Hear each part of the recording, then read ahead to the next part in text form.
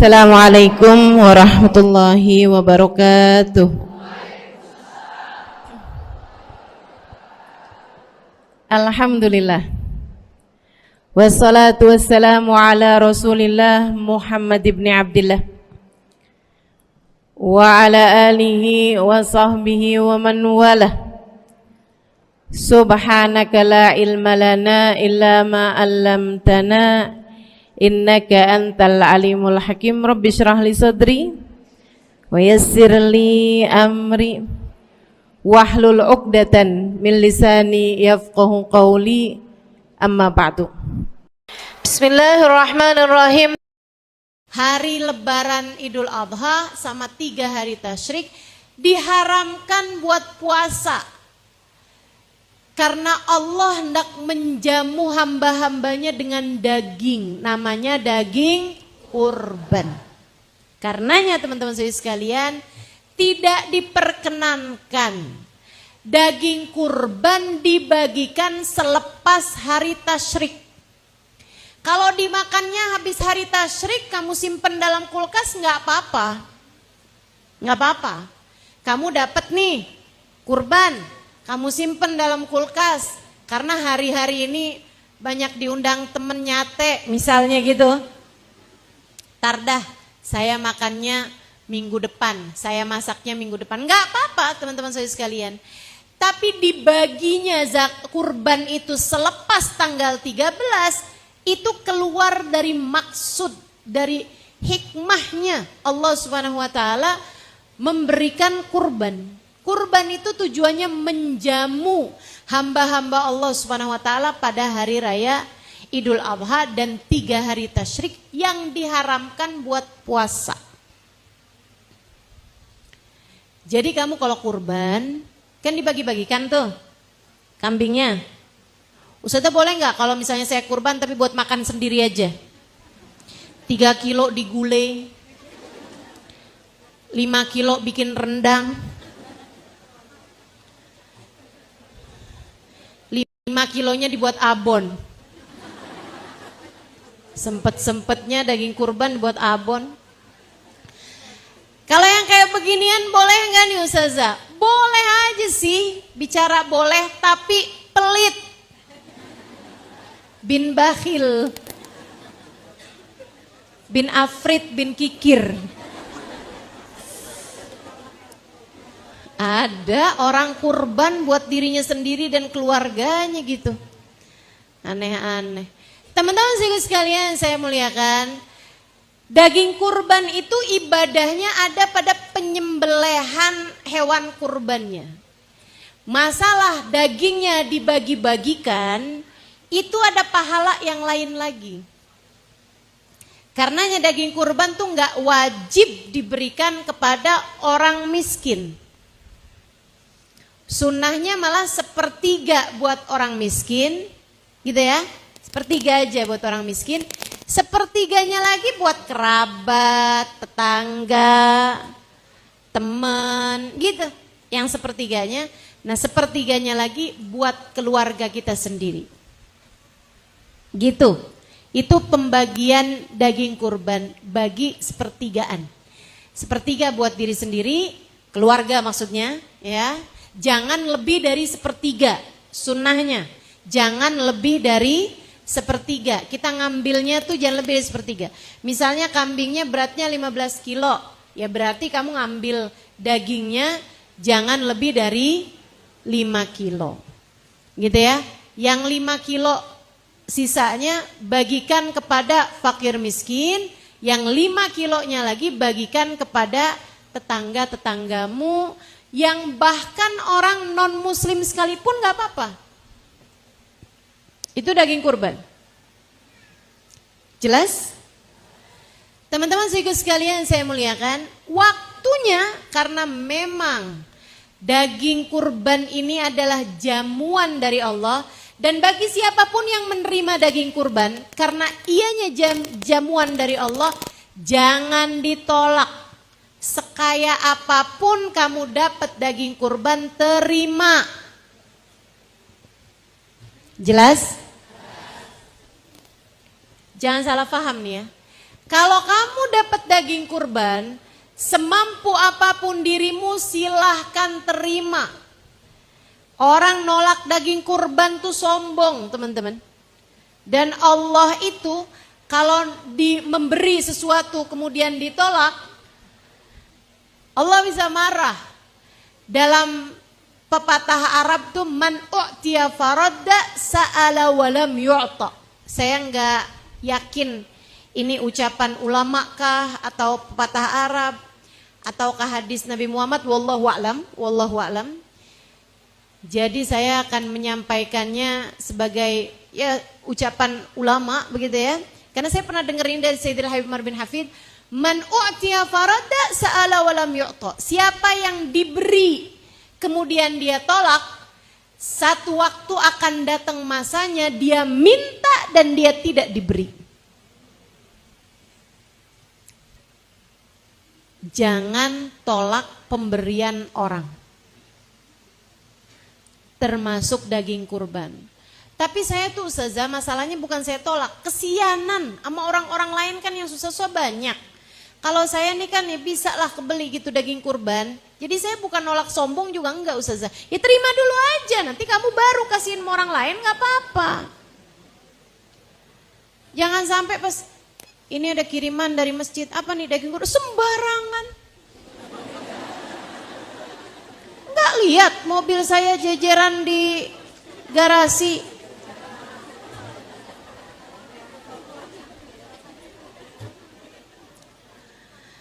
Saudaraku sekalian yang saya muliakan, nah itu nggak boleh nolak pemberian dari Allah Subhanahu Wa Taala. Tuh kurban tuh jamuan dari Allah. Kalau dikasih, terima. Apakah harus dimakan?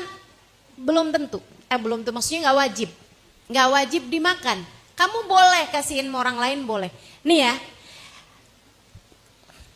saya ini kan belajarnya detil, makanya saya tahu hukum juga secara detil. Teman-teman.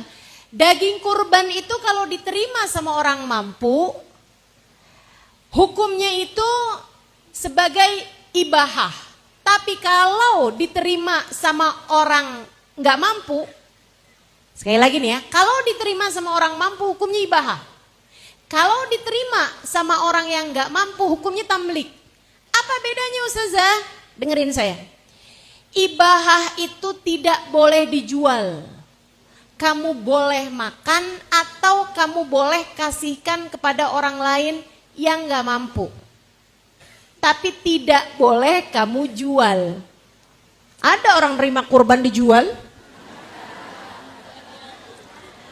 Kalau dia orang kaya gak boleh. Ya, jelas ya.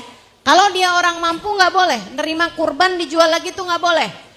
Hati-hati nih ibu-ibu yang suka kayak lumayanan gitu. Dapat daging kurban dari masjid sana dia ngitung harga daging sekarang berapa ya? 130.000, lumayan nih.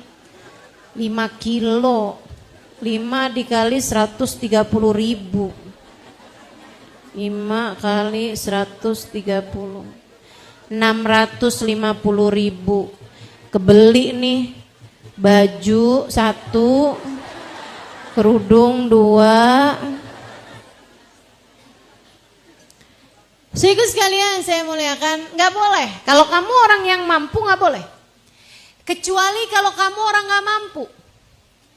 Kalau kamu orang nggak mampu, Ustazah ukuran mampu nggak mampu ukurannya dari mana? Ya dari dirimu sendiri. Kamu lihat kamu mampu nggak gitu. Kamu butuh nggak, perlu nggak gitu. Saudaraku sekalian, kalau kamu ngerasa misalnya gitu ya, dapat daging kurban 5 kilo. Biasanya berapa sih dibaginya? 5 kilo? 2 kilo? Sekilo?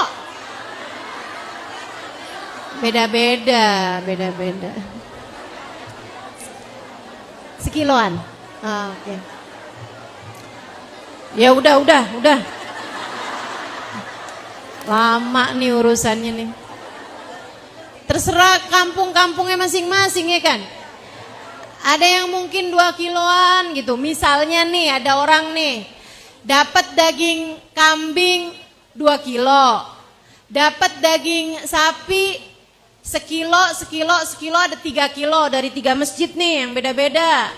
Misalnya dapat lagi ada daging sapi lagi dari rumah sebelah misalnya tetangga, ya kan? Semuanya jadinya ada berapa tuh? 7 kilo, kagak punya beras. Dia orang sangat gak mampu misalnya gitu kan. Buat bayar sekolah anak gak ada. Gimana nih punyanya cuman daging kurban. Bolehkah kami jual? Boleh. Boleh. Kamu gak mampu silahkan. Buat bayar listrik ustazah, jual deh. Jual. Jelas hukumnya? Nah. Karena dia adalah jamuan dari Allah untuk hari-hari yang diharamkan berpuasa 4 hari. Hari lebaran tanggal 10, tanggal 11, 12, 13 hari tasyrik. Tidak diperbolehkan kurban sebelum orang pulang dari masjid. Ya, dari sholat Idul Adha. Gak boleh tuh, belum masuk waktunya kurban. Atau sesudah tenggelam matahari hari ketiga tasyrik. Bahkan sebaiknya kurbanmu itu sudah harus terpotong asar paling terakhir hari ketiga tasyrik. Kenapa gitu? Karena kamu wajib membagi-baginya sebelum maghrib. Sebelum maghrib tuh harus selesai dibagi gitu. Dimakannya ya mungkin malamnya atau apa besoknya terserah. Tapi pokoknya hari-hari tasyrik tuh semua kurban tuh udah harus terkeluarkan. Sebab tujuan kurban sekali lagi memastikan bahwa orang di hari-hari Idul Adha itu pada bisa makan dengan daging yang dibagikan saat kurban. Saya harus tekankan hal ini teman-teman. Dilarang bagi kurban sesudah lepas hari tasyrik. Ya. Kenapa begitu? Karena saya pernah baca iklan gede banget di Jakarta. Di Jakarta. Bahkan beberapa baliho gitu. Saya bacanya ya ampun, nih orang memang perlu banget belajar fikih. Biar ngerti syariat, enggak ngide-ngide. Enggak beropini sendiri-sendiri orang. Saya baca iklannya bunyinya kayak begini nih.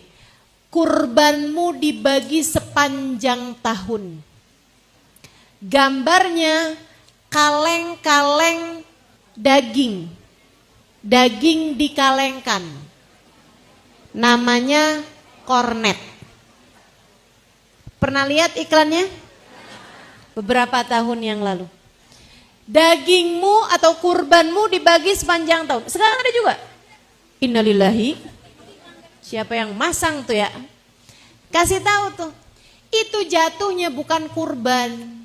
Jadi kalau ada orang kurban, dagingnya itu dibikin jadi kornet, dibagi kepada orang kena bencana alam. Nah orang kena bencana alam kan kapan-kapan waktu aja.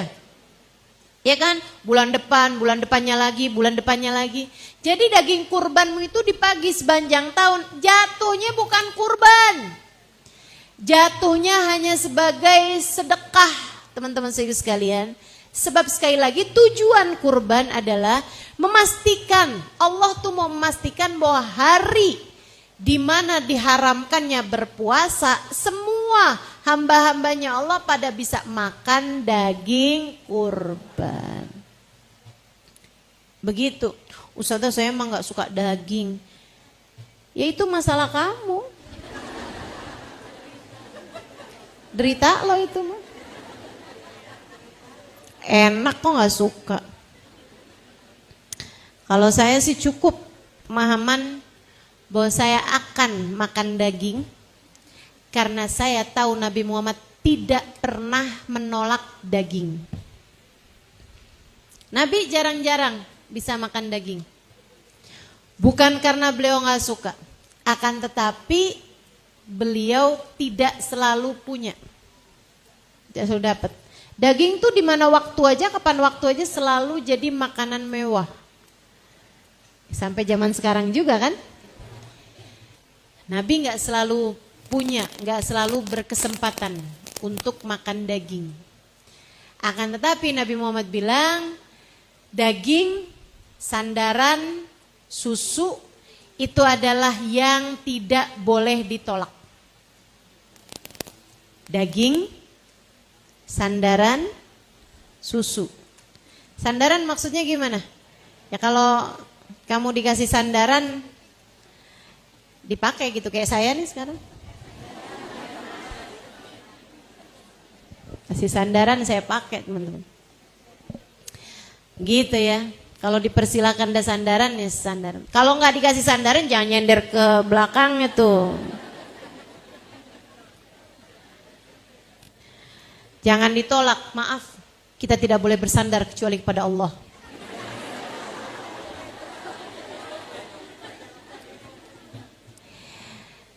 Jadi daging salah satu dari yang nggak boleh ditolak. Dipotong pada hari Idul Adha dari habis selesai sholat Id. Makanya hari raya Idul Adha tuh sunnahnya mengawalkan waktu sholat. Jadi waktu duha awal. Kalau Idul Fitri sunnahnya malah agak disiangin. Meskipun kayaknya masjid-masjid kita sama aja ya. Nggak Idul Fitri, nggak Idul Adha. Buru-buru aja mau sholat. Soalnya habis itu banyak urusan. Mau ngambilin angpau. Kalau hari raya Idul Fitri ya. Teman-teman sekalian, nah itu sunnahnya kalau Idul Adha nih dicepetin sholatnya untuk mengawalkan waktunya potong kurban. Kalau Idul Fitri sunnahnya agak disiangin untuk memperpanjang waktunya takbir. Takbir mursal. Takbir yang memang disunnahkan kapan waktu aja gitu. Di malam hari raya Idul Fitri sama pagi harinya. Gitu ya. Nah itu begitu habis selesai sholat, udah gak sunnah lagi takbiran Idul Fitri. Kalau Idul Adha itu juga gak sunnah lagi takbiran, akan tetapi setiap habis selesai sholat disunnahkan bertakbir, namanya takbir muqayyad, takbir yang berkaitan dengan waktu-waktu sholat, hanya sesudah mengerjakan sholat. Nah, kita takbiran dulu gitu kan, sampai asar hari ketiga tasyrik.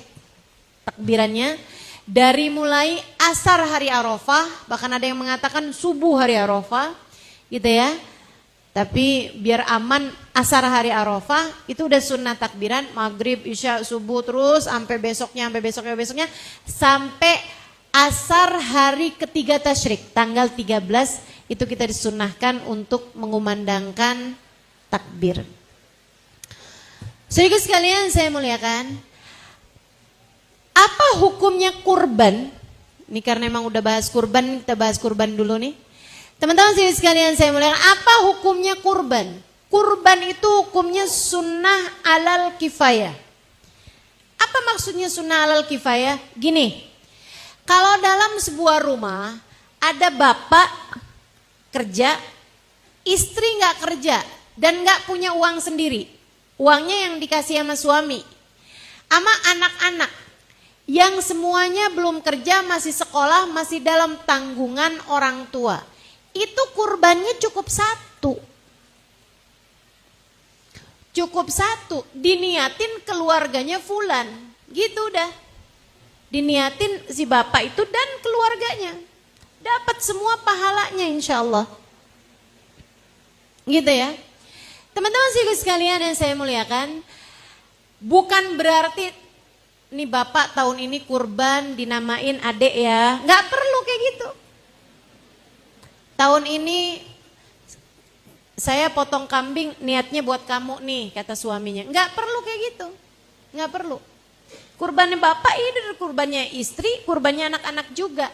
Selagi anak-anak itu dalam tanggungan orang tuanya.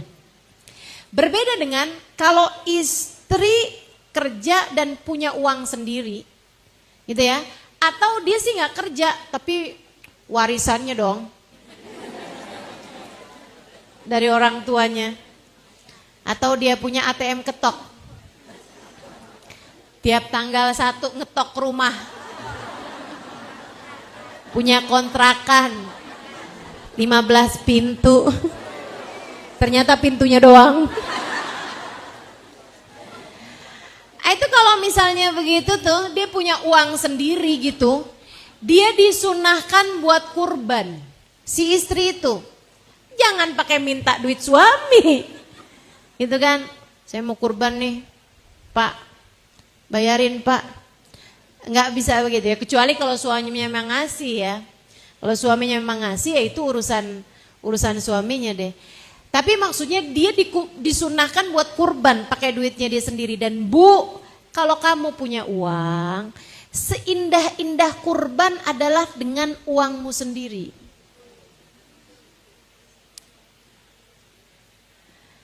Nggak usah minta sama suami, nggak usah bilang sama suami, Bang, sapi boleh buat 7 loh Bang. Kamu sekalian saya ya Bang ya, nama doang, nama masukin nama. Nggak usah, kamu punya uang, kurbanlah dengan uangmu sendiri. Berkah teman-teman, nggak bakalan nyesel, nggak bakalan rugi. Kasih tahu saya kalau kamu misalnya nih maksain kurban tahun ini, tahun depannya kamu susah, bilang sama saya. Sebab biasanya kalau udah belajar kurban tahun ini, rada-rada maksain tapi sebenarnya ada, cuman jadinya nggak bisa beli kerudung baru, nggak bisa beli sepatu baru, nggak bisa beli tas baru, misalnya gitu ya.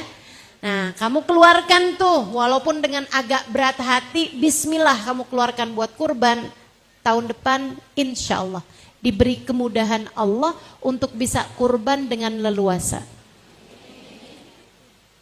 Gitu, saya nggak lagi doa, saya lagi bilang.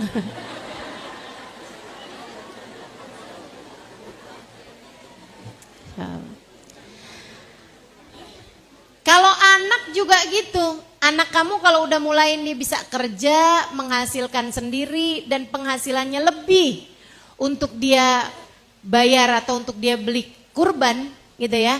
Nah tuh, minta dia juga untuk, nak, bismillah nak, rezeki kamu nih kan semuanya dari Allah loh nak. Allah minta kamu buat beli kurban, buat potong kurban. Bismillah, kalau kamu udah mampu bismillah nak, insya Allah nak. Mudah-mudahan Allah pasti bakalan ganti dengan yang lebih baik. Dan bayaran dari Allah tuh enak Bu. Allah tuh kalau ngebayar enak. Orang mal kalau ngebayar nih paling banyak. Istilah kata dibungain gitu ya. Kalau kita ngutangin tuh. Misalnya nih orang paling baik aja dah. Paling banyak misalnya tambahin 20%, 30% gitu. Kita utangin 1 juta dibayar misalnya gitu. Nih saya bayar 1 juta utang saya, sama saya tambahin nih sebagai hadiah dari saya 300.000, 400.000 misalnya gitu. Ada nggak orang di sini nih? Nih ya saya kan utang 1 juta nih, saya tambahin ya jadi 10 juta. Pernah ada begitu? Allah tuh begitu dan itu minimal. Allah begitu dan itu minimal. Innal hasanah bi asyri amthaliha. Sesungguhnya kebaikan itu minimal dibayar Allah dengan 10 kali lipatnya, minimal. Gimana kalau maksimal? Makanya jangan berat buat mengeluarkan harta di jalan Allah, karena bayaran dari Allah, balasan dari Allah di luar nalar manusia. Dan saya sih ya lebih tertarik sama balasan-balasan yang tidak berupa uang. Kalau keluarkan sesuatu di jalan Allah berupa uang, saya lebih tertarik dibayar sama Allah dengan sesuatu yang tidak berupa uang. Karena kalau uang tuh ada ATM-nya, ada banknya, ada tokonya. Kan begitu? Akan tetapi kalau berkah, kesehatan, anak-anak yang jadi soleh-solehah, suami yang begitu sayang kepada istrinya, dan kamu adalah istrinya misalnya gitu, belinya di mana? Betul gak? Teman-teman saya sekalian, kamu gak bisa pergi ke dokter gitu, atau pergi ke apotik sambil bilang, obat dong 1 strip, buat apa? buat sakit hati. Begat mengobati rasa kecewa saya karena suami pergi dari rumah. Bisa begitu? Nggak bisa. Teman-teman sekalian, kita nggak bisa beli obat kemudian kita bilang biar anak soleh-solehah. Suplemen dong biar anak soleh-solehah. Nggak ada. Nggak ada tokonya, nggak ada obatnya teman-teman sekalian. Nggak bisa ngambil dari mana-mana. Ngambilnya dari yang satu, Allah Subhanahu wa Ta'ala. Dan itu seringkali Allah berikan sebagai balasan atas sedekah yang kita keluarkan, atas harta yang kita jadikan lillahi ta'ala dalam karena Allah, fisabilillah dalam jalan Allah. Fillah walillah, dalam jalan Allah karena Allah Subhanahu wa Ta'ala. Gak akan rugi. Selain daripada itu, selain daripada nggak rugi kalau kamu kurban, teman-teman sekalian, kurban itu juga jadi penggugur dosa. Penggugur dosa. Nabi Muhammad mengatakan kepada Sayyidah Fatimah, "Ya Fatimah, ashhidi laki udhiyatik." Wahai Fatimah, saksikanlah saat hewan kurbanmu dipotong. Dengan kepalanya diampuni dosa kepalamu, dengan rambutnya diampuni dosa rambutmu, dengan tangan kakinya diampuni dosa tangan kakimu, dengan kulitnya diampuni dosa kulitmu, dengan seluruh badannya diampuni dosa seluruh badanmu. Kurban, gitu ya, ngampunin dosa. Makanya kita nih yang badannya gede, jangan nyari kurban yang kecil. Dosanya banyak, badannya gede, kurbannya 10 kilo, kambing kecil banget. Ya Allah, ayo bismillah. Teman-teman sekalian, emang gak boleh Ustaz? Ya boleh aja, cuman rada kurang pas gitu kan ya, dosanya banyak ya, kambingnya juga yang rada lumayan lah gitu. Teman-teman sekalian, berarti Ustazah wajib ya nyaksiin pemotongan hewan kurban? Enggak wajib. Sunnah, iya. Jika tidak membuatmu jadi kena dosa. Maksudnya gimana? Kalau dengan kamu mengerjakan sunnah, melihat saat hewan kurbanmu dipotong, membuat kamu desek-desekan sama laki-laki, ngelihat hewan kurban dipotong hukumnya sunnah, desek-desekan sama laki-laki hukumnya haram. Apalagi ulala tahu, saya tuh nggak bisa loh ngelihat daging kurban, ngelihat darah. Tapi kan katanya ini ya sunnahnya ya. Ya udah dah. Mana desek-desekan sama laki-laki habis ngelihat kurban potong darah pingsan. Akhirnya malah digotong sama laki-laki. Masya Allah. Itu dosanya jadi berapa banyak tuh kan. Udah gak usah ikut-ikutan lihat. Enggak wajib teman-teman. Artinya bahwa kalau kurbanmu itu dipotong di tempat yang jauh darimu, ya udah. Nggak apa-apa juga, karena memang nggak lihat bukan berarti nggak sah, gitu kan? Nggak apa-apa, yang penting jadi hewan kurban dan dipotong, begitu. Dulu almarhumah Hubabah Maryam suka titipin saya kurban untuk dipotongkan di daerah kami sana di Indramayu. Artinya bahwa beliau tidak melihat kan hewan kurbannya saat dipotong gitu ya, nggak jadi masalah dan tidak mengurangi kefadilahan kurban itu sendiri, malah dapat fadilah yang lain. Karena waktu saya tanya Hubabah, kenapa Hubabah nitipin kurban ke tempat saya? Kata beliau, Halimah, di tempat kamu kan di kampung kan ya, di Indramayu gitu, kamu bisa bagi-bagiin nak kepada orang-orang yang memang jarang-jarang makan daging, nerimanya seneng. Kalau di tempat kami nih kambing keleleran. Maksudnya daging kambing banyak banget gitu. Orang udah gak seneng lagi nerima daging karena memang hari-hari mereka memang sudah makan daging. Jadi dapat pahala yang lebih menyenangkan orang-orang fuqara masakin, gitu kan? Nah, nyenengin orang pahalanya besar gitu. Itu yang mungkin lebih dicari lagi sama Hubabah gitu ya. Saudara sekalian saya muliakan, itu hukumnya kurban. Namanya sunnah alal kifayah. Sunnah alal kifayah. Kayak fardu alal kifayah, kan fardu kifayah tuh. Gitu ya. Kalau udah ngerjain satu yang lain kan gugur dosa. Demikian pula dengan sunnah alal kifayah, kalau udah satu bapak gitu ngeluarin kurban tersebut, maka yang lain gugur kesunahannya, kecuali jika dia juga punya uang sendiri, punya penghasilan sendiri seperti yang sudah saya sampaikan. Jadi nggak usah tuh kurbanin misalnya gitu ya, buat anak yang masih kecil, buat anak umur 4 tahun, ini kurban atas nama anak saya umur 6 tahun, dia bahkan belum punya dosa. Yang diutamakan adalah kita-kita yang sudah dewasa, yang sudah pada punya dosa ini, karena kurban itu sekali lagi adalah untuk menggugurkan dosa. Begitu teman-teman sedikit sekalian.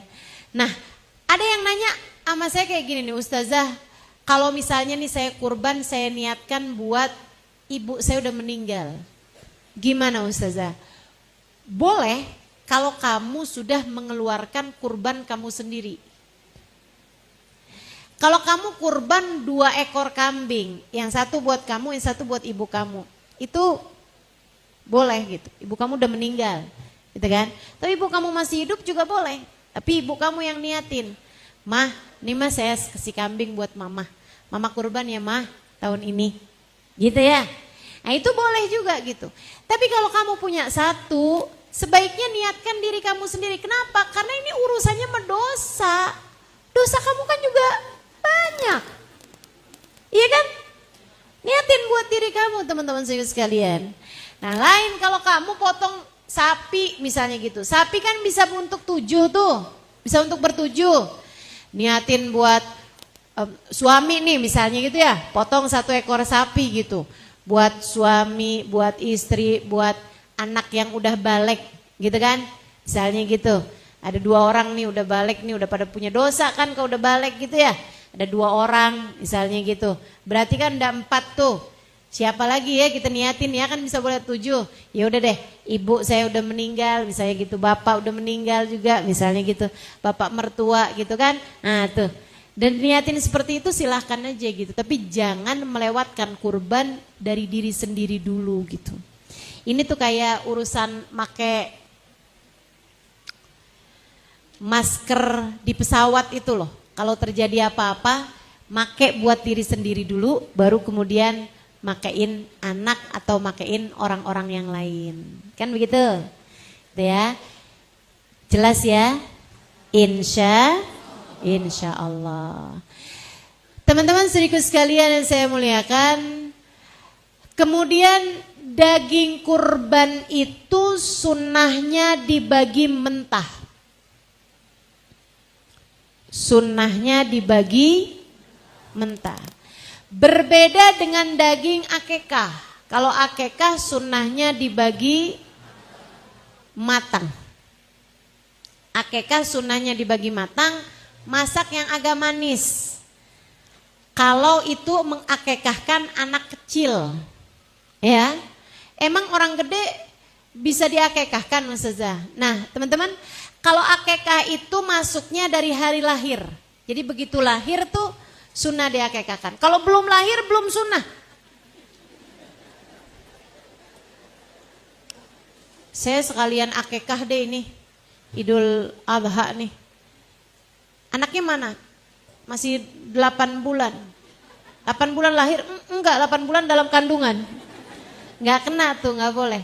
Jadi udah lahir dulu baru sunnah diakekahkan. Begitu lahir aja udah sunnah diakekahkan. Tapi bagusnya hari ke-7 kelahiran. Hari ke-7 kelahiran. Apa tuh hari ke-7 kelahiran? Jadi kalau hari lahirnya hari Senin, akekahnya hari Minggu. Bukan seminggu habis lahir, bukan. Tapi hari ke-7 kelahiran.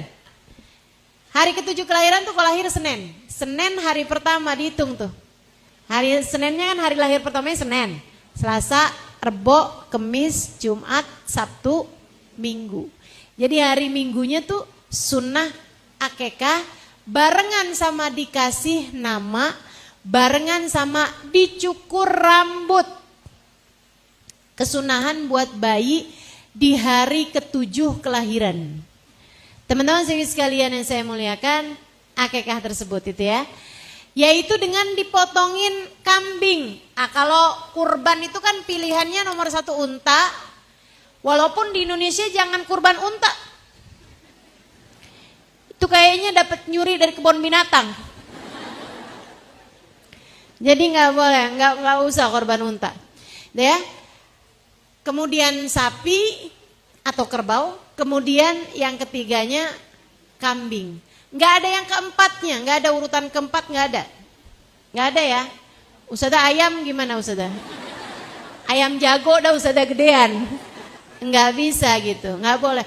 Ustazah gimana kalau keluarga kita tuh nggak ada yang suka ayam Ustazah? Nggak ada yang suka kambing. Jadi kita ganti tuh dengan 20 ekor ayam. Seharga 1 ekor kambing. Nggak kena teman-teman, nggak kena. Nggak boleh. Pokoknya paling akhir adalah kambing. Begitu ya, adalah kambing. Walaupun memang ada pendapat dari Sayyidina Ibnu Abbas. Nah, ini boleh dirujuk di kitab I'anatul Thalibin ala Syarhi Fathil Mu'in di bab tentang udhiyah. Pendapat Sayyidina Ibnu Abbas dari hadisnya Nabi Muhammad kepada Sayyidina Bilal. Jadi Nabi tuh pernah habis selesai hari raya gitu ya, kayak mungkin sorenya atau malamnya gitu. Nabi lagi kumpul sama sahabat, Nabi Muhammad nanya gitu. Abu Bakar kurban apa? Unta Rasul. Kamu Umar misalnya gitu ya. Kambing Rasul. Kamu Tolha misalnya gitu. Ada beberapa sahabat ditanya sama Nabi tentang dia kurbannya apa. Sampai Nabi kepada Bilal. Kamu Bilal potong ayam Rasul. Nabi itu senyum gitu. Maksudnya Sayyidina Ibnu Abbas kalau nggak ada ayam, Nabi kayaknya bakalan negur Bilal gitu. Kagak-kagak aja kamu Bilal, misal gitu ya. Akan tetapi teman-teman, para ulama yang lain bersepakat bahwasanya jumhurul ulama tuh mayoritas ulama bersepakat bahwasanya kurban itu ya cuman sampai kambing aja, nggak turun ke ayam. Oh tapi hadis itu kayak gimana tuh? Ya itu makanya Nabi senyum karena ya nggak ada sebenarnya ayam.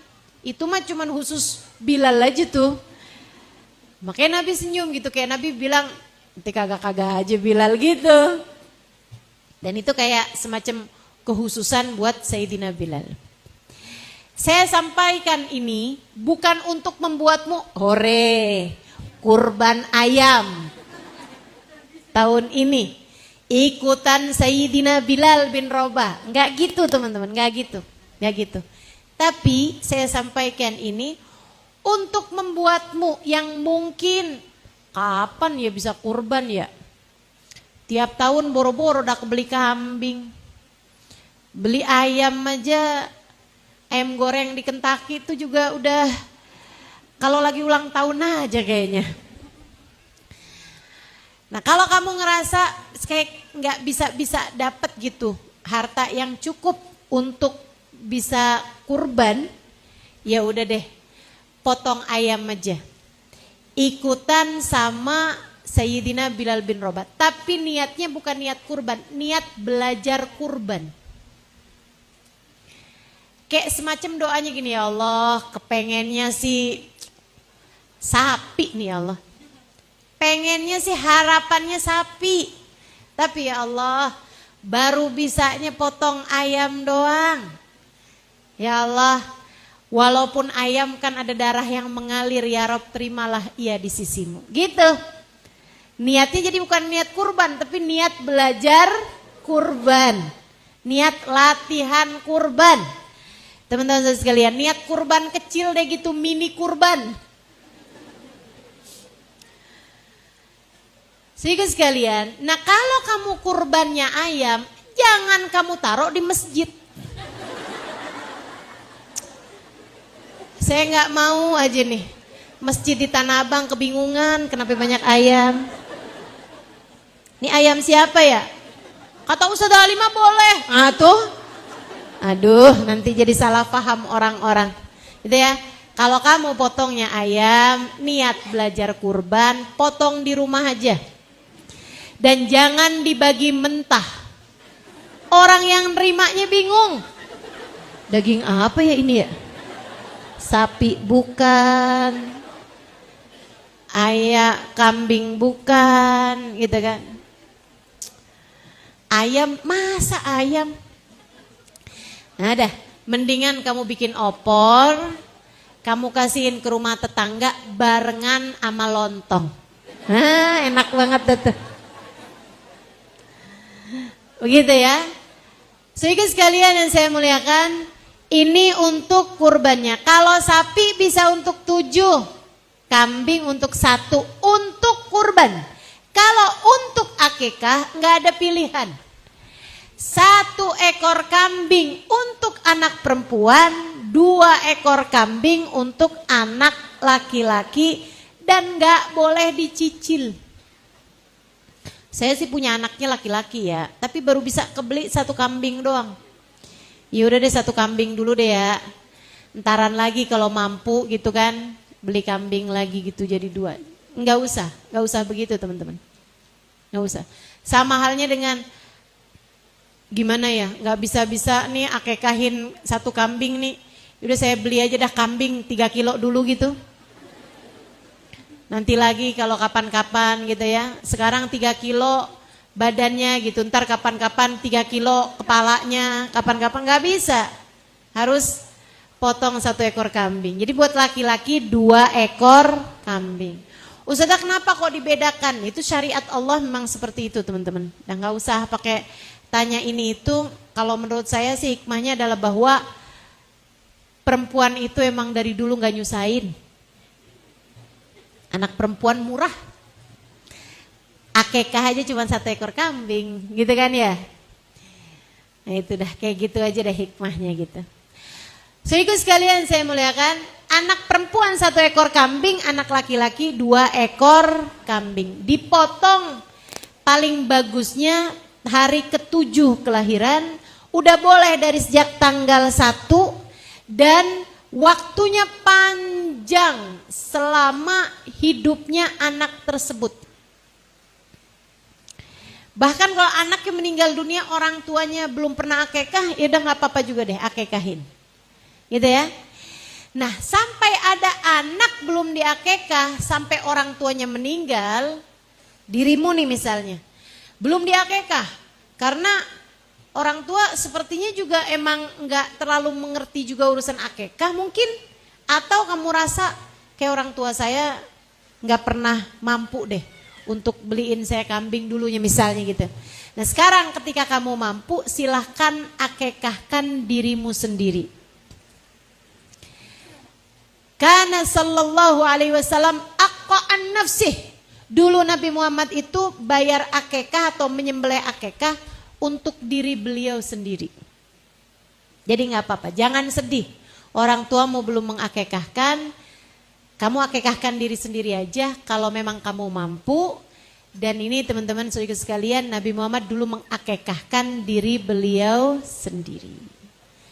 Gitu ya. Bayar 1 ekor kambing atau sembelih 1 ekor kambing, kemudian kamu masak. Kalau akekah itu sunnahnya dibagi mateng. Sunnahnya lagi teman-teman saudara sekalian, dimasaknya agak manis, tafaulan, biar anaknya juga jadi anak yang manis. Manis akhlaknya, manis kepribadiannya, menyenangkan gitu ya. Jangan jadi anak yang asem bener nih anak. Jadi anak yang pahit gitu kan, jangan. Sehingga sekalian saya muliakan, dan sunnahnya dipotong tidak di tengah-tengah tulang. Ini kalau akekah. Kalau akekah, tulangnya tuh jangan dipotong di tengah-tengahnya, tapi potongnya di persendian-persendiannya. Gitu. Kalau akekah, sunnah ya. Kalau misalnya dipotong biasa aja Ustazah nggak apa-apa juga. Tapi bagusnya tuh kayak gitu. Kalau akikah, makanya memang beda-beda tuh. Makanya mesti bilang, biasanya sama tukang potong tuh, saya potong kambing akikah. Nah itu biasanya kalau tukang potong yang memang ngerti agama gitu ya, itu biasanya dia akan paham gitu. Cara motongnya agak berbeda dibandingkan daging kurban sama daging akikah. Teman-teman sekalian, dimasak dalam keadaan agak manis, mungkin semur gitu ya, dibagikan kepada orang-orang atau kamu undang orang untuk makan akikah di rumah. Apa fadilahnya akikah? Nabi Muhammad menyampaikan, inna haqqul maulud, haknya anak yang dilahirkan dari orang tuanya. Jadi kayak kewajiban orang tua kepada anak, hak anak dari orang tua. Ada 3 kata Nabi Muhammad. Yang pertama an yusammi bismin hasan, diberi nama dengan nama yang baik. Yang kedua an yu'ak, untuk diakekahkan. Dan yang ketiganya an yurabbih tarbiyatin hasanah, dididik dengan didikan yang baik. Itu hak anak dari orang tua mendapatkan 3 hal ini. Nama yang bagus, diakekahkan, dan dididik dengan didikan yang baik. Jadi sebagai orang tua, kamu akikahkan anak-anakmu, bagian dari kamu menjalankan syariat agama Allah SWT. Selain dari kedua hal tersebut ya, kasih nama dengan nama yang bagus. Bu, ngasih nama anak jangan sembarangan aja. Buka di Quran. Ada di Quran Hawiyah. Anak kasih nama Hawiyah. Wa ma adraka ma hiya narun. Tahukah kamu apa itu Hawiyah? Ia adalah api yang sangat panas membakar. Ya Allah, tega nian. Jangan ya kalau si nama anak dengan nama yang bagus-bagus. Kayak apa Ustazah nama yang bagus? Nama yang bagus tuh unsurnya tafaulan atau tabarrukan. Tafaulan itu nama yang artinya bagus. Gitu ya, nama yang punya arti yang bagus. Kayak Abdullah itu kan artinya bagus. Faizah artinya perempuan yang berhasil, perempuan yang beruntung, perempuan yang sukses, gitu kan ya. Jangan kasih nama Fashila. Fashila tuh gagal, kurang beruntung gitu, jangan. Kasih nama dengan nama-nama yang bagus. Anak dikasih nama Murroh. Apa tuh Murroh? Pahit. Ya Allah. Kasih nama yang bagus, unsurnya tafaulan. Atau tabarrukan. Apa tabarrukan? Ngasih nama anak dengan nama orang-orang dulu yang soleh-soleha, biar anak bisa jadi kayak mereka, dapat berkahnya nama dari orang tersebut gitu. Nah kalau bicara tabarrukan ya kita tahulah. Ngasih nama anak kalau laki-laki paling bagus adalah Muhammad. Biar dapat berkah dari Nabi. Kalau perempuan kasih nama dengan nama Fatimah, Khadijah, Aisyah. Kalau laki-laki kasih nama Abu Bakar, Umar, Uthman, Ali, ya, Hasan, Hussein, gitu kan? Nah, itu nama-nama yang bagus. Dididik dengan didikan yang bagus-bagus. Dalam hadis yang lain Nabi Muhammad menceritakan tentang akikah. Kata Nabi Muhammad, kullu maulidin murtahin hatta yuaddi haqiqatuh. Semua anak tuh tergadai sampai dibayarkan akikahnya. Artinya tergadai kayak gimana? Sama kayak barang Bu masih tergadai. Ibu-ibu sekalian, kamu punya motor tapi digadai, bisa dipakai apa enggak? Kamu punya gelang tapi digadai, bisa dipakai apa enggak tuh gelang? Enggak bisa. Kebaikan atau kemanfaatan dari barang tersebut terhalang kalau kamu belum lunasi. Nah, anak kata Nabi Muhammad tergadai sampai dibayarkan akikahnya. Dalam artian semua kebaikan yang dilakukan anak tuh orang tua dapat serta pahalanya loh. Kecuali kalau anak tersebut belum diakikah. masih tergadai gitu. Masih belum lancar aliran kebaikan-kebaikannya anak pada orang tua kalau belum diakekahkan.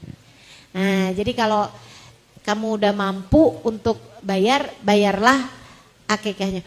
Ustazah, boleh enggak satu kambing diniatin akekah juga, kurban juga? Ini pertanyaan rumit. Bolehkah satu kambing Ustazah diniatkan akekah juga, diniatkan kurban juga? Karena saya nih belum pernah akekah Ustazah, sekarang ini datang kesunahan kurban hari raya Idul Adha. Boleh nggak saya beli kambing, saya niatin akekah juga, saya niatin kurban juga? Boleh apa nggak boleh? Sok-sokan jawab. Bilangnya nggak tahu gitu kan, biar saya jawab. Ini adalah pertanyaan yang lama ada di benak saya cari di kitab kagak nemu-nemu. Akhirnya saya tanyakan kepada guru saya, Sayyidil Habib Zain bin Smith, Mufti Syafi'i di kota Madinah. Itu beliau itu teman-teman pinternya urusan fikih sampai setara mufti. Udah boleh duduk di majelis fatwa. Beliau teman-teman menulis kitab fikih berjudul At-Taqrirat As-Sadidah, dan kitab tersebut dibahas di pondok-pondok pesantren di Indonesia sini. Kita doakan semoga beliau panjang umur. Panjang umur dalam sehat, dalam berkah insya Allah. Biar betah hidupnya di dunia, biar bisa terus-terusan memberkahi kita semua. Pinter banget. Satu kesempatan saya tanya kepada beliau, ya Habib, mal hukum al-jama' bainal udhiyah wal aqiqah? Apa Habib hukumnya ngumpulin akikah sama udhiyah? Teman-teman sekalian yang saya muliakan, ya saya orang kalau nanya sama ulama tuh nggak usah panjang-panjang pertanyaannya. Ulama tuh udah paham ditanya gitu.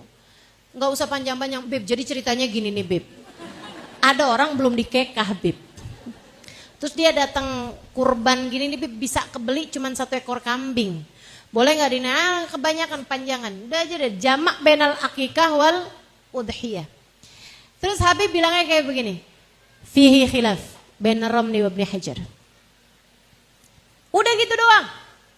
Teman-teman, makanya kalau belajarnya nggak panjang, kagak ngerti nih jawaban Habib nih. Habib Zain bilang begitu. Terus Habib bilang juga fi Bushrul Karim. Kata beliau ada dalam kitab namanya Bushrul Karim.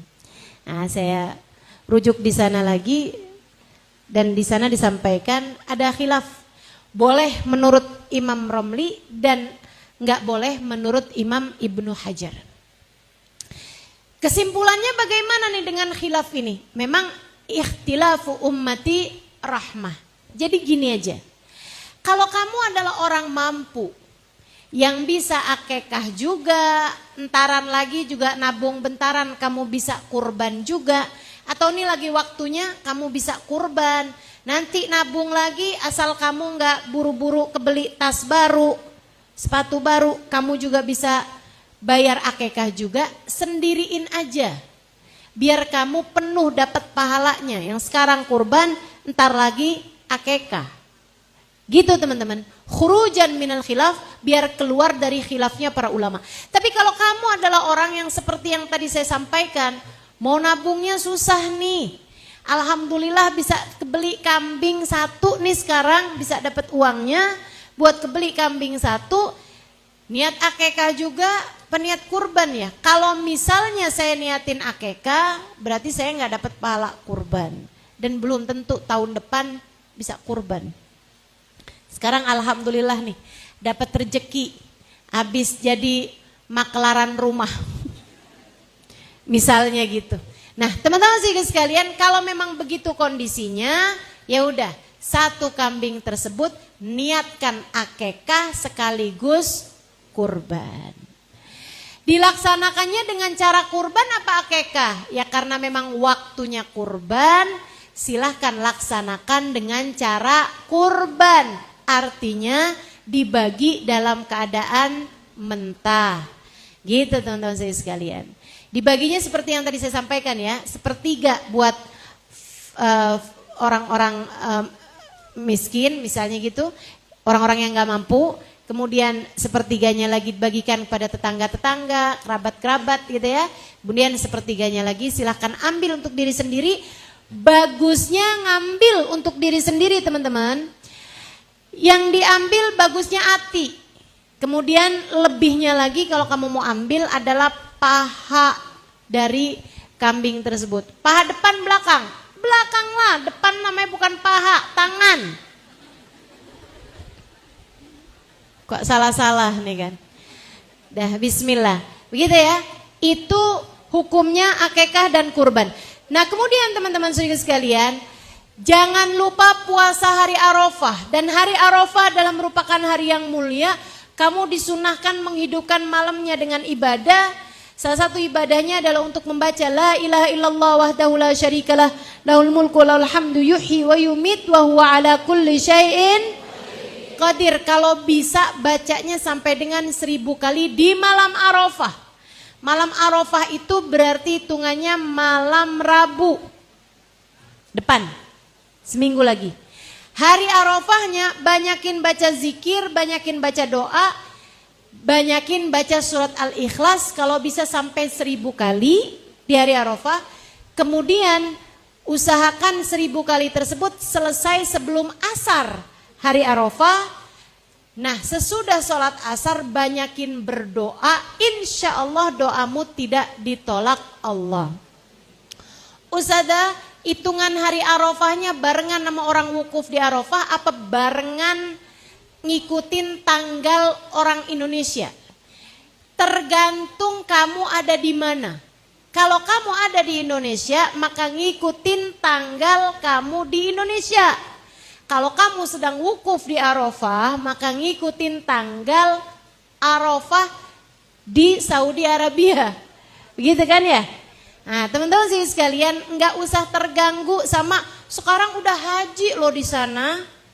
Masa kita masih Arafah? Nggak apa-apa kalau kamunya emang ada di sini ya ikutin waktu kamu di Tanah Abang. Ikutin waktu kamu ada tinggalnya di mana gitu. Kita tinggal di Indonesia ikutin waktu sama yang ada di Indonesia gitu ya. Kalau insya Allah kan lebarannya hari Kamis noh. Ah, kita hari puasa Arafahnya berarti hari Rabu, kemudian puasa Tarwiyahnya hari Selasa. Nah hari Arafah doa puasa, walaupun yang di sana udah lebaran nggak apa-apa. Kita puasa hari Arafah. Kemudian berdoa sesudahnya dengan doa-doa yang panjang, insya Allah doa-doa kita diijabah. Malam lebaran juga hidupkan malam tersebut dengan banyak takbir, sholat sunnah. Kalau bisa ada sholat sunnah tasbih kita sholati di malam hari raya. Banyakin baca Quran, banyakin istighfar, banyakin takbir pada malam tersebut. Nabi Muhammad menyampaikan, man ahya layalil id ahyallahu qalbah yauma yamutul qulub. Siapa yang menghidupkan malam hari raya, Allah akan hidupkan hatinya di saat hati yang lain mati. Kapan hati yang lain mati? Guru kami Sayyidil Habib Umar bin Hafid menyampaikan, hati pada mati biasanya pada saat sakaratul maut. Maka siapa yang suka menghidupkan malam hari raya dengan beribadah pada Allah Subhanahu wa taala, insya Allah dimudahkan sakaratul maut, pulang membawa hati yang sehat, hati yang hidup, sehingga kita selamat yauma la yanfa' mal wala banun illa man atallah biqalbin salim. Di hari tidak selamat orang bawa harta, tidak selamat orang bawa anak, melainkan yang selamat adalah orang yang datang kepada Allah bawa hati yang selamat, insya Allah. Pagi hari raya sunnah mandi, bersih-bersihin semuanya teman-teman saudaraku sekalian. Akan tetapi jangan potong rambut, jangan potong kuku, jangan angkat darah dari mulai tanggal 1 kemarin sampai hewan kurbanmu dipotong bagi yang akan berkurban. Ya, untuk yang nggak kurban nggak apa-apa. Silakan, sunnah hari rayanya tersebut potong kuku atau bersih-bersih gitu kan. Bersih-bersih. Angkat darah tuh maksudnya Pak, donor darah atau ya, periksa darah tuh, laboratorium apa segala macam, usahakan tidak kamu lakukan dari sejak tanggal 1 sampai hewan kurbanmu dipotong. Saudara sekalian, kenapa gitu Ustazah? Agar anggota tubuhmu tersebut sudah mendapatkan ampunannya duluan sebelum ia dikeluarkan dari tubuhmu. Ya kalau rontok sih nggak apa-apa ya. Maksudnya itu sengaja potong rambut tuh jangan dulu, tunggu aja sampai selesai hewan kurbanmu dipotong. Nah pagi hari kita sunnah pakai baju baru, hari raya. Sunnah pakai baju baru, sunnah berwewangian, ya, sunnah wangi, sunnah cakep pada hari raya Idul Adha. Ustazah belum punya nih baju barunya, beli nih deket nih sini nih. Serius Ustazah, serius. Kayak anak kecil aja Ustazah lebaran pakai baju baru. Itu sunnahnya Nabi Muhammad. Teman-teman, sunnahnya Nabi Muhammad gak ada yang kecil. Sunnahnya besar semua. Kita nih kan gak bisa ngerjain sunnahnya Nabi yang berat-berat. Sunnahnya Nabi Muhammad bangun malam sampai bengkak telapak kaki. Emang bisa? Enggak, nih potongannya gak bisa nih kita nih. Udah gak usah sok-sokan. Nah, tapi kan sunnah pakai baju baru di hari raya Idul Adha. Bisa apa nggak bisa kira-kira? Dah belanja di situ. Mama bahagia dibolehin belanja. Masya Allah. Baik teman-teman sekalian. Dan sunnahnya pagi hari itu sebelum sholat Idul Adha, jangan makan, jangan minum apa-apa dulu. Ya, puasa dulu aja sampai selesai sholat Idul Adha. Berbeda dengan Idul Fitri. Kalau Idul Fitri sunnahnya makan minum dulu untuk membedakan dari puasa Ramadan yang sebelumnya. Kalau kita memang kesunahannya seperti itu, jangan makan jangan minum sampai selesai sholat Idul Adha. Itu semua yang akan segera kita jelang. Perbanyak doa di hari Arafah. Jangan lupa doakan dirimu masing-masing. Jangan lupa juga doakan saya. Jangan lupa doakan umat Islam. Mudah-mudahan selalu disayang-sayang sama Allah. Doakan saya mudah-mudahan selalu disayang-sayang Nabi Muhammad. Kita semuanya saling doa mendoakan. Sehingga mudah-mudahan Allah SWT kabulkan segenap hajat-hajat dan doa-doa kita. Insya Allah. Assalamualaikum warahmatullahi wabarakatuh.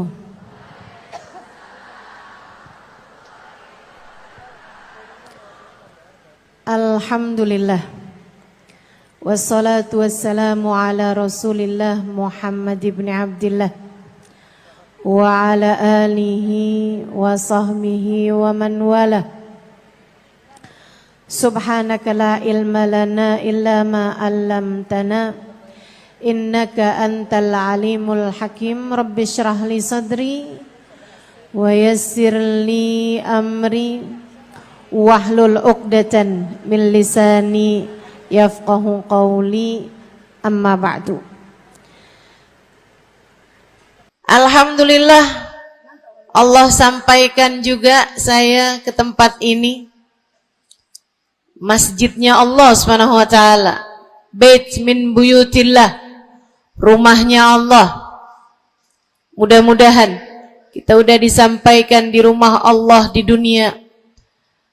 Allah sampaikan pula ke Baitullahil Haram di Mekkah.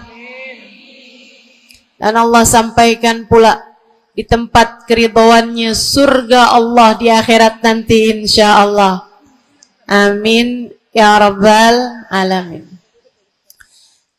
Rabbi la tukhzini yawma yub'atsun yawma la yanfa' mal wala banun illa man atallaha biqalbin salim. Kata Nabi Ibrahim yang Allah tuliskan dalam Al-Quran, ya Allah, jangan kecewakan aku, jangan buat aku susah, pada hari di mana Engkau membangkitkan hamba-hambamu. Nanti di akhirat saat manusia dibangkitkan, ya Allah, jangan buat saya susah, jangan buat saya kecewa. Yauma la yanfa' mal wala banun. Hari yang itu loh ya Allah, hari yang tidak bermanfaat orang bawa harta, hari yang tidak bermanfaat orang bawa anak. Yang bermanfaat hanyalah orang yang datang pada Allah biqalbin salim, dengan membawa hati yang selamat. Karenanya siapapun di antaramu yang akan menuju ke akhirat, semua dari kita menuju ke akhirat. Siapapun di antaramu yang kepengen di hari akhiratnya nanti menjadi orang yang tidak susah, menjadi orang yang tidak sedih, menjadi orang yang tidak kecewa, menjadi orang yang tidak ketakutan, menjadi orang yang berhasil. Siapa di antaramu yang kepengen di hari akhiratnya nanti berbahagia, bersukacita? Siapa yang kepengen di hari akhiratnya nanti bergembira? Pastikan saat-saat ini, saat hidupmu di dunia ini, pastikan kamu sedang menuju kepada keselamatan hati. Hatimu selamatkan. Hatimu selamatkan, teman-teman. Hatimu selamatkan.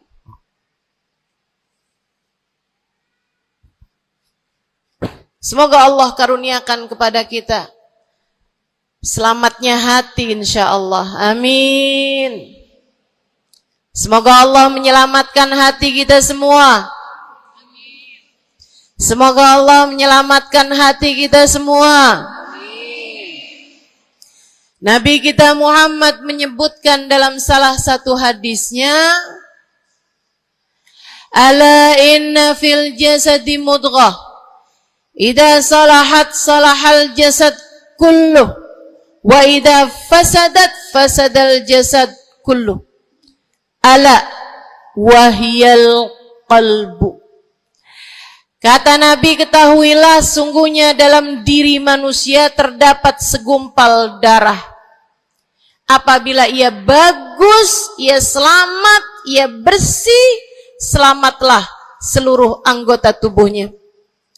Apabila ia rusak, ia hancur, ia gelap, ia mati, maka hancur pulalah seluruh anggota tubuhnya. Ala wahiyal qalbu, ketahuilah segumpal darah tersebut bernama hati. Maka bu, ka, de, na, ne, banyak nenek-nenek di sini. Saya sampaikan padamu pesan dari hati saya yang terdalam. Berhati-hatilah dengan hati. Yang hati-hati sama hati, apa yang ada di dalamnya? Coba silahkan kamu pikirkan nih, kondisi hati saya nih kayak apa. Kita kalau badan lebih gampang ngerasainnya. Saya kalau ditanya, Ustazah lagi sakit? Iya. Sakit apanya Ustazah? Kaki. Saya bisa jawab. Tapi kalau kamu ditanya misalnya, gimana kabar hati kamu?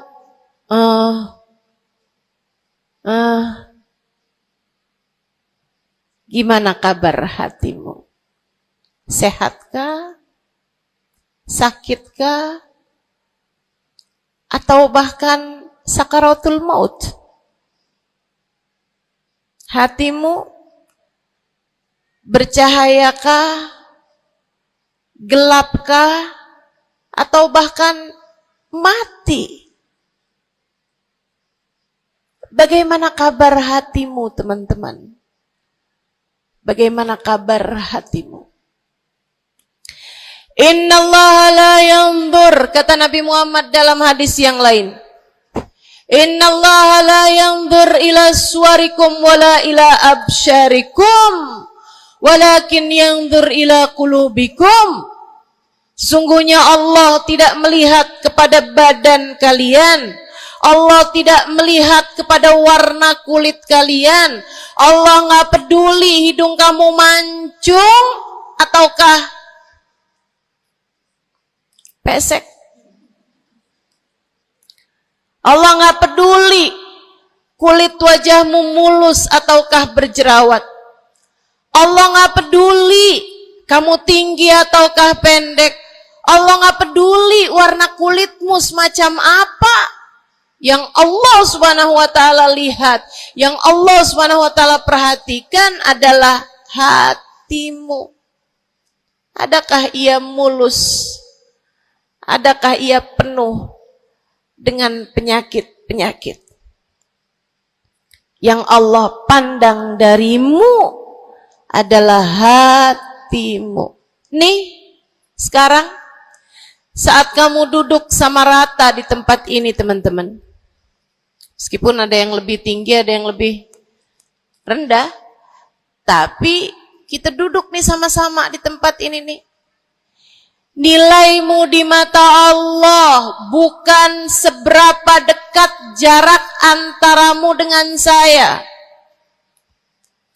Nilaimu di mata Allah bahkan bukan bergantung dari jam berapa kamu datang.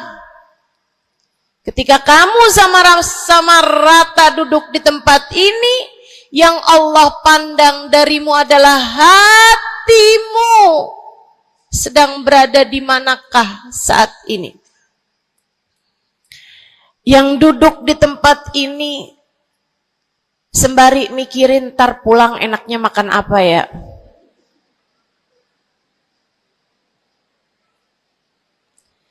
Yang duduk di tempat ini sambil mikirin, kok saya lapar ya? Iya, belum sarapan. Gara-gara buru-buru, takut nggak kedapatan tempat duduk. Gara-gara buru-buru, kepengen bisa lihat mukanya Ustazah Halimah yang viral.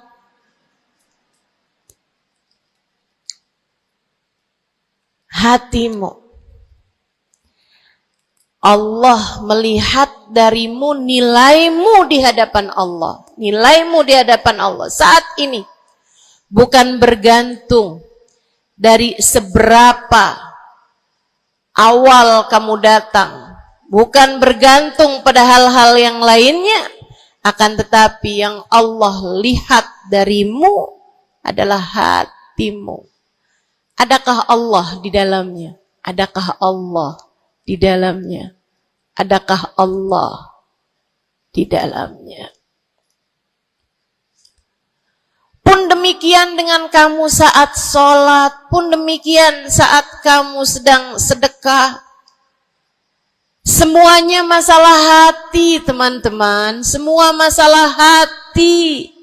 Kata guru saya Sayyidil Habib Umar bin Hafid, al-madar kullal madar fi salahil gulub. Urusan segala urusan, sumber segala macam urusan, dasar segala macam urusan ada pada bagusnya hati. Kalau udah hatinya bagus, bagus semuanya. Kalau udah hatinya busuk, busuklah semuanya. Semoga Allah selamatkan kita dari busuknya hati. Semoga Allah selamatkan kita dari busuknya hati. Amin ya rabbal alamin.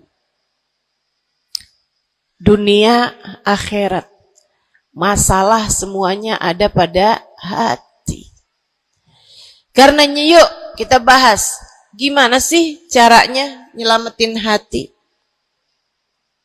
Yang pertama, kalau kamu pengen tahu caranya nyelamatin hatimu, yang pertama,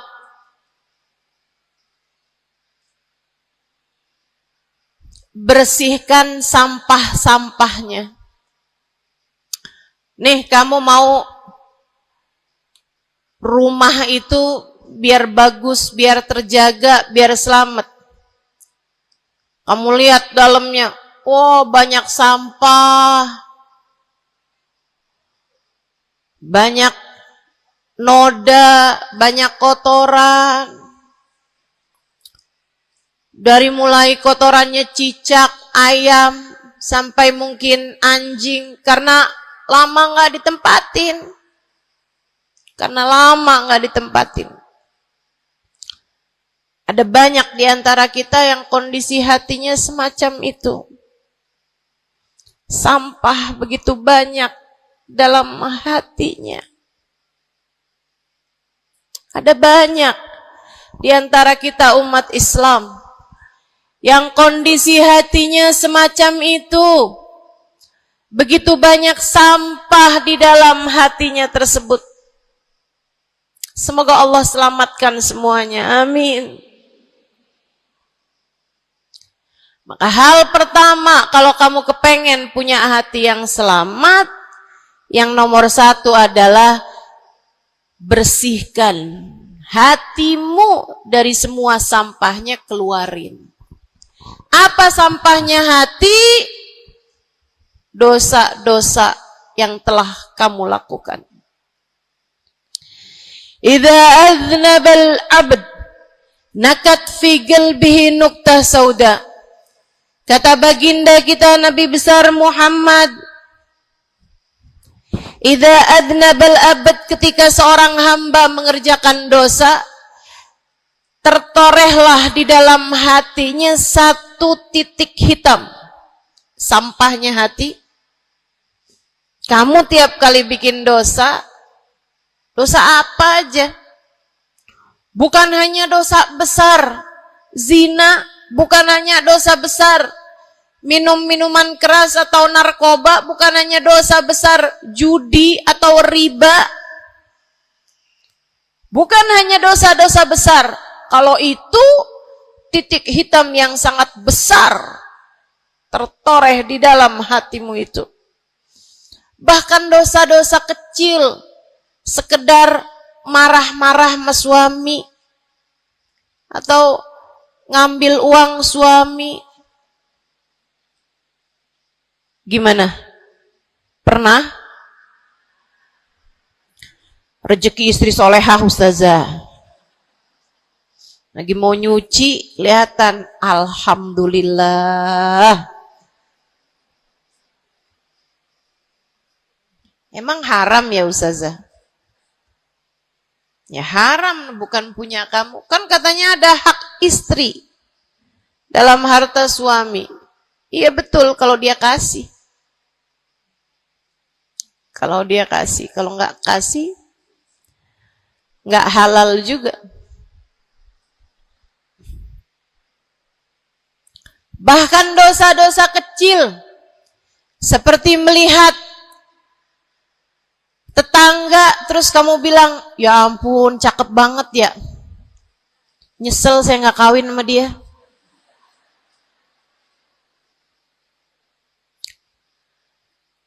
Dosa.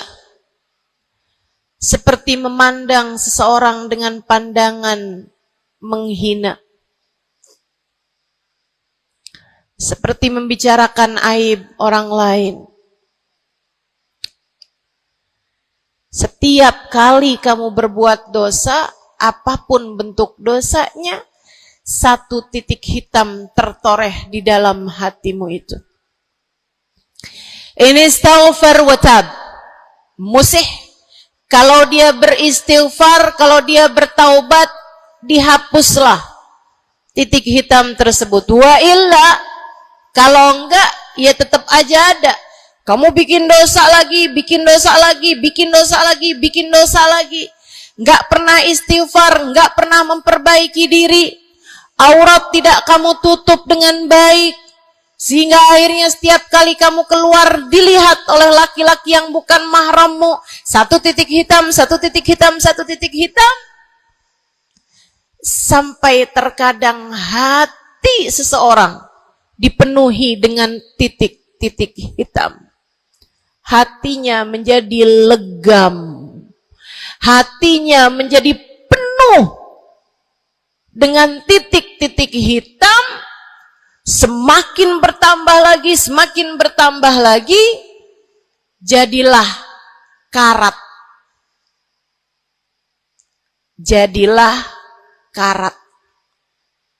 Kalau udah jadi karat, na'udzubillah, ini yang Allah sebutkan di dalam Al-Quran. Kata Allah, kalla, a'udzubillahi minasyaitonirrajim, kalla, bal rana ala qulubihim bima kanu yaksibun, kalla, innahum an rabbihim yawma idin lamahjubun. Kalla, kata Allah, balran, ada ran, ada karat di dalam hati mereka, tersebab dosa yang menumpuk tanpa pernah dimohonkan ampunan. Kalla innahum an rabbihim yawma idzin lamahjubun. Orang kalau hidup bawa karat hasilnya apa? Orang kalau hidup bawa karatnya hati hasilnya apa ya Allah? Kalla innahum an rabbihim yawma idzin lamahjubun. Orang yang hatinya punya karat, pada hari tersebut ia akan terhalang dari Allah Tuhannya. Guru saya Sayyidil Habib Umar bin Hafid menyampaikan tafsir mengenai ayat ini. Kata Habib Umar bin Hafid, tidak mati dengan membawa iman. Orang yang hatinya penuh dengan karat, apabila datang ajal menjemput, iman terkeluar, tercerabut dari dalam hatinya, hingga ia pun mati, keluar dari atas muka bumi ini dengan tanpa membawa iman Islam. Dia keluar dari atas muka bumi ini bukan sebagai hamba Allah, bukan sebagai umat Nabi besar Muhammad sallallahu alaihi wa ala alihi wasallam. Dia meninggal dunia dalam keadaan su'ul khatimah. Na'udzubillah min dzalik. Jangan biarkan karat memenuhi hatimu. Jangan biarkan hatimu, dosa-dosa yang telah kamu lakukan menjadi berkarat dalam hatimu itu. Saya kesian sama kamu. Gak apa-apa. Hidup terus-terusan ngontrak, gak apa-apa. Hidup gak pernah punya kendaraan sendiri, gak apa-apa. Gak pernah punya HP yang canggih, gak apa-apa. Saya hidup di atas muka bumi ini, gak pernah ada yang datang melamar saya. Jadinya sampai di usia di atas 30-an tahun, saya masih menjomblo, Ustazah. Gak apa-apa. Ustazah, saya udah menikah 10 tahun, belum ada anak juga, Ustazah. Enggak apa-apa. Ustazah, suami saya kawin lagi, Ustazah. Enggak apa-apa.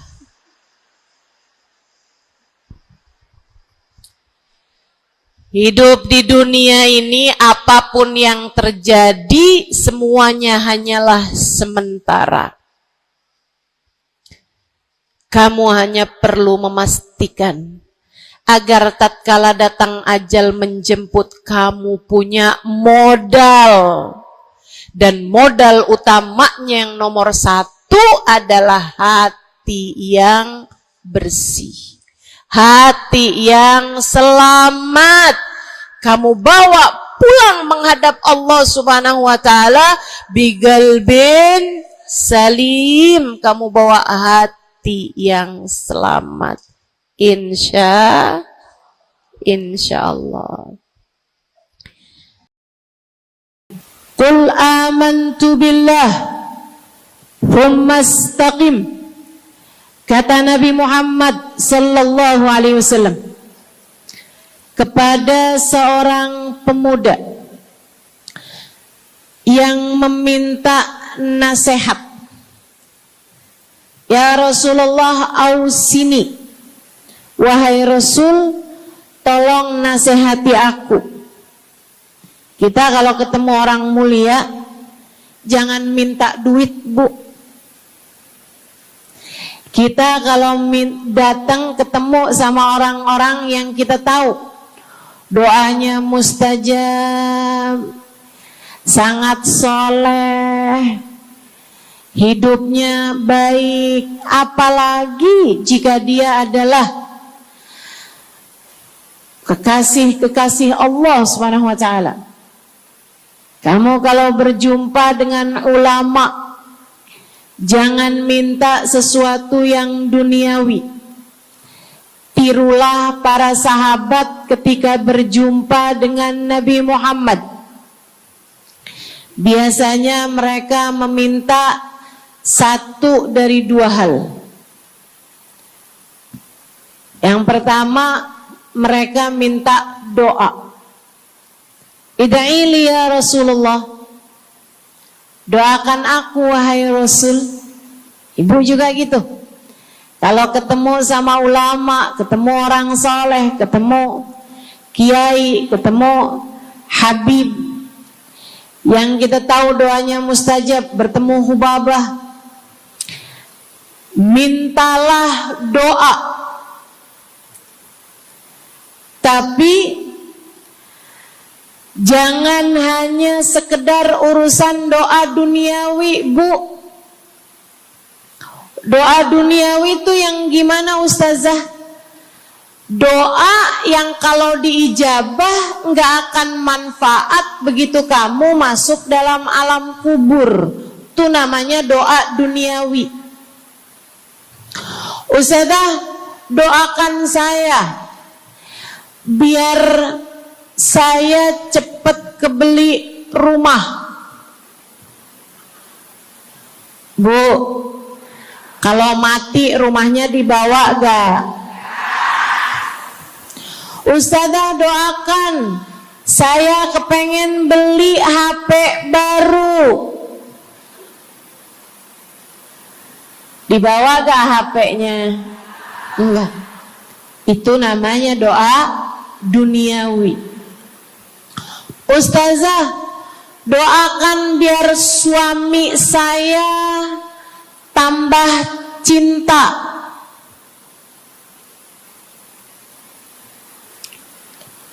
Kalau mati suaminya dibawa gak, Bu? Walaupun kamu mau, dia gak bakalan mau, Bu.